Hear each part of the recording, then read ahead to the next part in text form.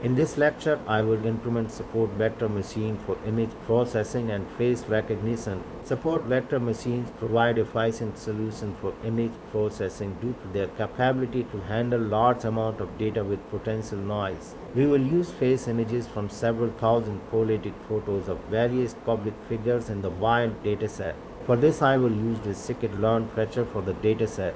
We start with the map-putting Python packages and loading datasets. Let's plot a few of these faces. Each face image contains nearly 3000 pixels. Here I will use a PCA or principal component analysis for dimensionality reduction and to extract 150 principal components to be used with support vector machine classifier by creating a pipeline of the processor with classifier. For model validation, we will split the data into a 70% of training and 30% of testing sets. For tuning hyperparameters, C which controls margins and gamma which controls size for RBF kernel function, we will use a grid search and cross validation to find optimal combinations of parameters. Now using this model we can predict class labels for the test data. We can now create classification performance report to have a sense about classification model, or we can create a confusion matrix to understand how many labels are correctly or incorrectly assigned to different labels. That brings us to the end of the presentation.